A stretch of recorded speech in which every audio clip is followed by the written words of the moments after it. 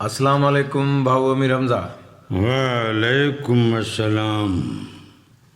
भाऊ मंज़ूर ख़ुशि अल्हम्दुलिल्लाह साईं। चङो भलो ताज़ो तवानो ॿिया ख़ैर।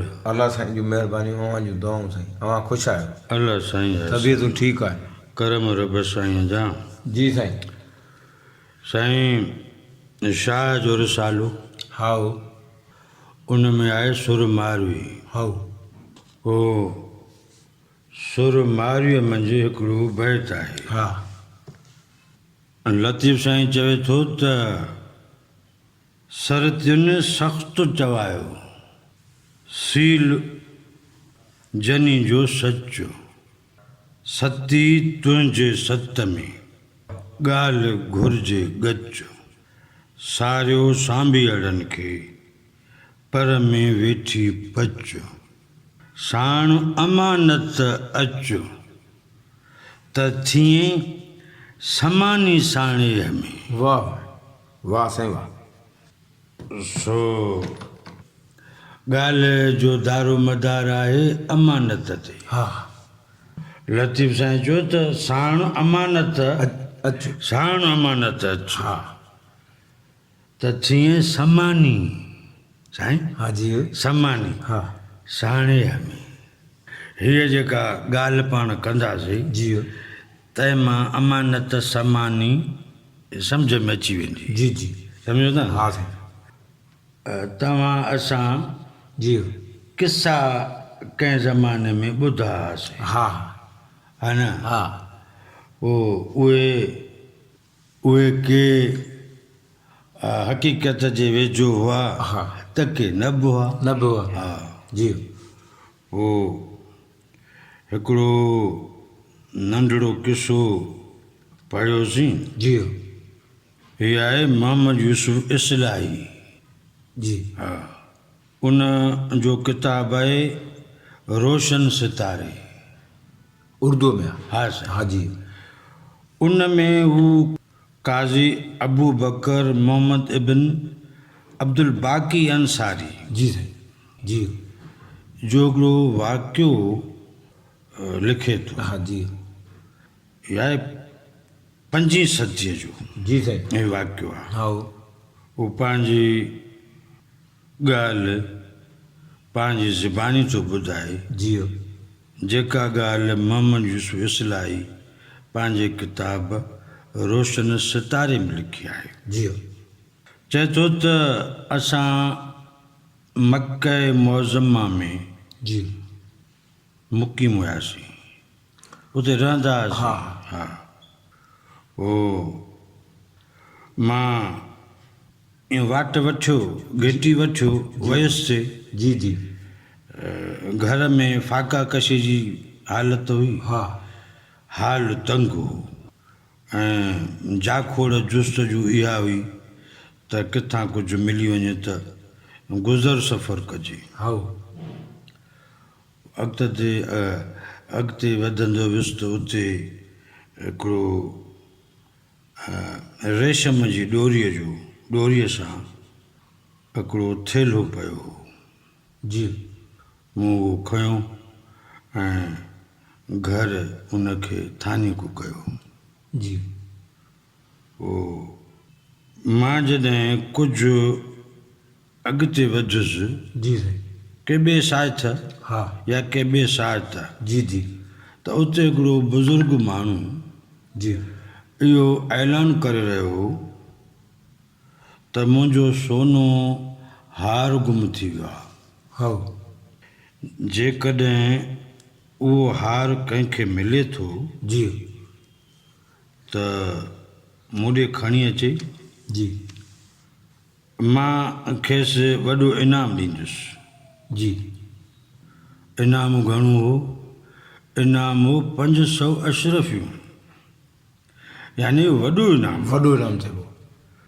अशरफियूं माना जीअं असां रुपियो चऊं हाओ या दीनार दरहम रियाल हा उन वक़्त में अशरफियूं चइबो। अशरफ जो माना सिके जो इहो पुराणो नालो हा अशरफियूं।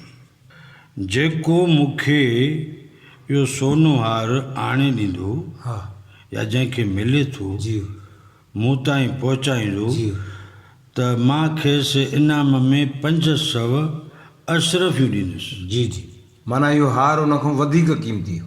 सायाणी असां इन शइ ते कयास को बि न करे सघंदा। हाओ जी कॾहिं कॾहिं कंहिं निस्बती शइ जी क़ीमत रुपयनि खां वधीक हूंदी आहे। हाओ जी साईं। ठीकु आहे न जी।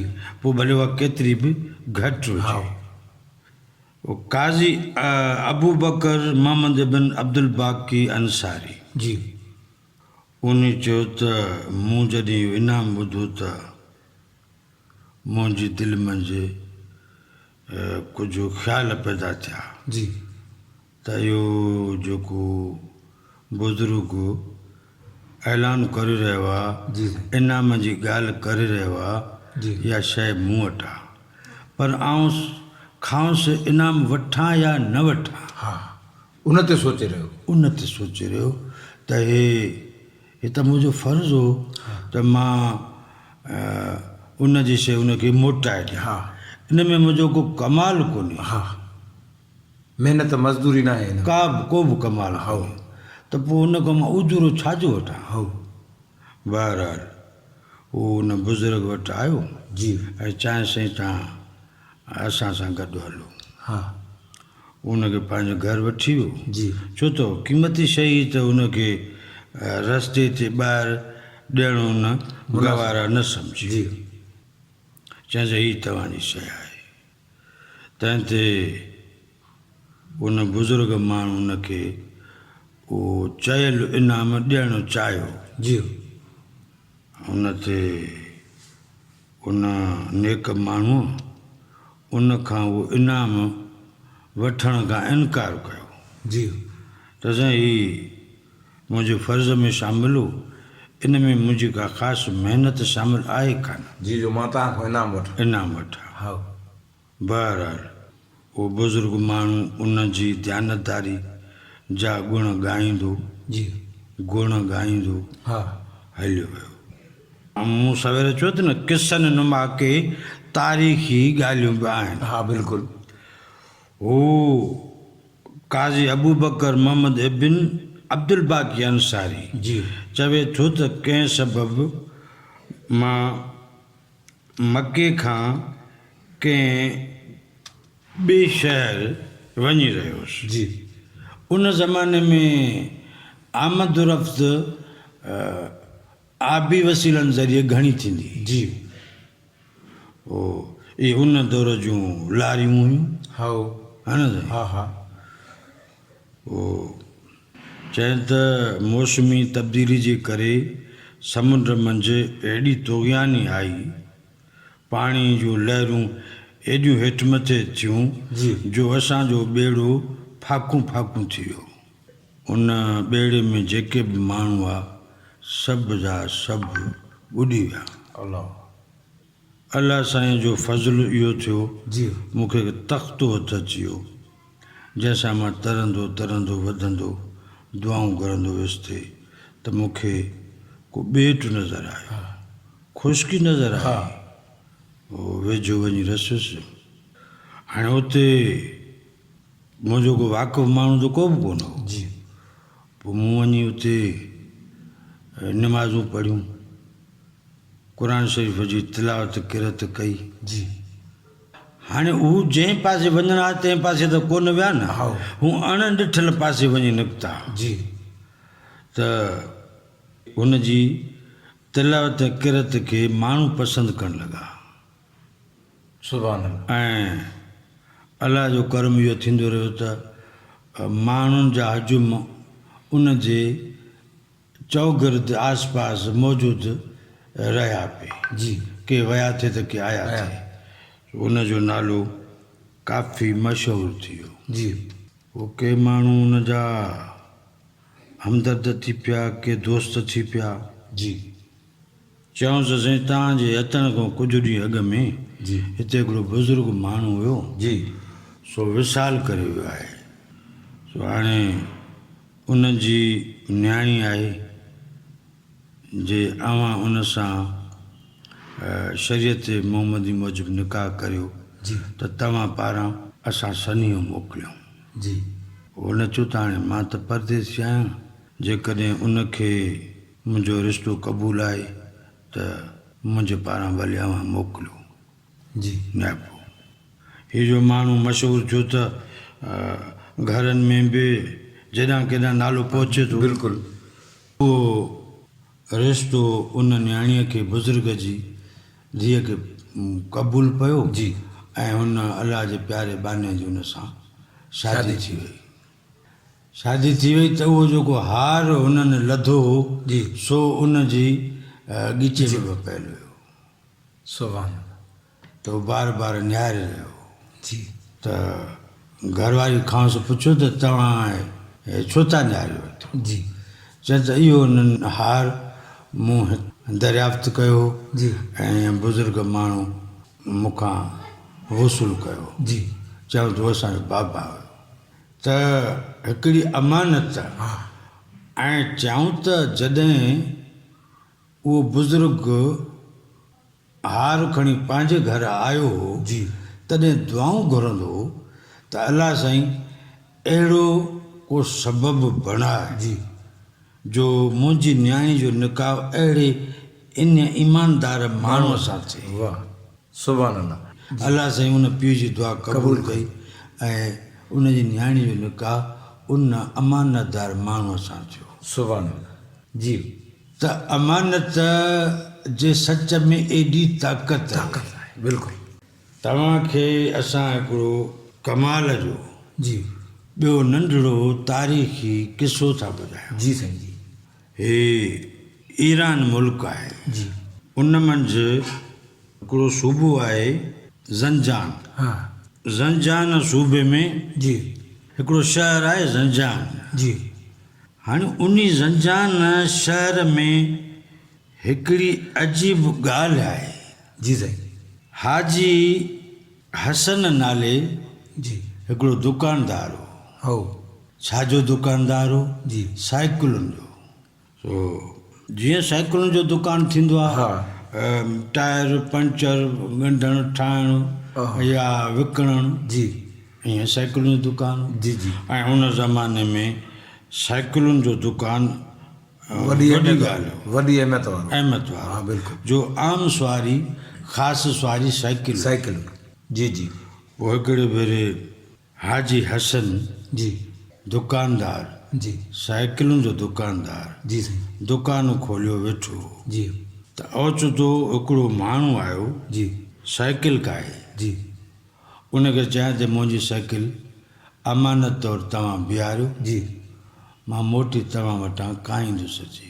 जी हाणे साईं उहो त असां थो ॼाणे न त उन माण्हू जो नालो छा हो हो ऐं केरु हो, हा हुनजो वाक़ुफ़ु हो जी या न वाक़ुफ़ु हो। जी जी पर हुन जी सवारी साइकिल हुन अमानत तौरु उते बीहारी। जी साईं हिकु ॾींहुं गुज़री वियो, जी ॾींहं गुज़री विया, हा हफ़्तो थी वियो, जी हफ़्ता गुज़री विया, जी महीनो थी वियो, हे महीना गुज़री विया, हा 12 महीना साईं, हा साल थी वियो। जी जी साल त थी वियो हा पर साल थी विया। हा हू हाजी हसन जी सुबुह जो सवेर उन साइकिल खे ॿाहिरि कढी बीहारींदो, साफ़ करे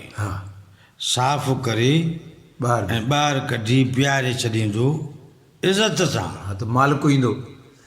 यानी हिकिड़ी शइ कबी आहे न त अलाए कंहिंजे वञी खॾ में पए, हा न न न न न उनखे पंहिंजी शइ वांगुरु जहिड़ो कर जीअं शोरूम में शयूं तयारु करे बीहारियूं आहिनि, ईअं उनखे साफ़ सुथिरो करे बीहारींदो। जी साईं। साईं त लिखनि था त 45 साल गुज़री विया। हलो छा था सम्झो साईं? वॾो अरसो आहे साईं 45 साल। ज़ंजान शहर में जी 45 साल मालिक न मौजूदु। ख़ुदा जाणे मालिक सां कहिड़ी छा थियो? कज़ा थी वई, हा न त केरु न मोटंदो। जी साईं जी। हा साईं, आओ का हुन सां कज़ा काथे हुनखे खणी वई, जी हू मोटी न सघियो। जी साईं।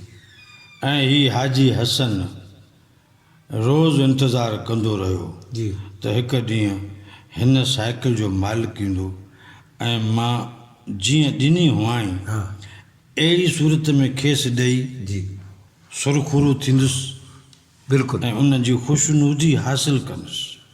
45 साल गुज़री विया, जी अची अजल पहुतो जी ऐं हाजी हसन बि हिन दुनिया मां मोकिलाए वियो। जी सो इहा ॻाल्हि हाजी हसन जी हलंदी हलंदी हलंदी सरकार ताईं पहुती, जी ईरान सरकार ताईं जी जी पहुती। उते उन्हनि उन जे एज़ाज़ में कामेटी विहारी जी ऐं हाजी हसन खे एज़ाज़ बख़्शण जे लाइ जी साइकिल ऐं हाजी हसन जो दुकान जे अॻियां यादगार बणायो वियो वाह त जीअं इन जी अमानत जा ईंदड़ दुनिया बि मिसाल ॾींदी रहे ऐं गुण ॻाईंदी रहे। वाह त जीअं बैत में पढ़ियोसीं हाँ साणु अमानत अचो हाँ त थिए सम्मानी साणीअ में। वाह हाणे सम्मानी माना सुठे मान वारा, हाँ जेको अमानतदार हूंदो आहे बिल्कुलु उहो ई अमीन सॾिबो आहे, मान हलंदो आहे उन जो आला मान हाँ, हूंदो बिल्कुलु आहे, सम्मान। बिल्कुलु बेशक सम्झो साईं? जी साईं असांजे माशरनि में जेकॾहिं अहिड़ा मिसाल आम हुजनि हाँ त फितना फ़साद आम न हुजनि। बिल्कुलु बिल्कुलु हाँ हक़ीक़त अॼु चंद ॾींहंनि लाइ को भाउ कंहिं भाउ जी का अमानत नथो संभाले रखे, जी बिल्कुलु 5 खां 15 खां 500 ताईं जे माण्हुनि खे इहो ऐलान करे थो छॾे त इहा जेका फलाणी शइ आहे इहा असुल में मुंहिंजी आहे, अलाह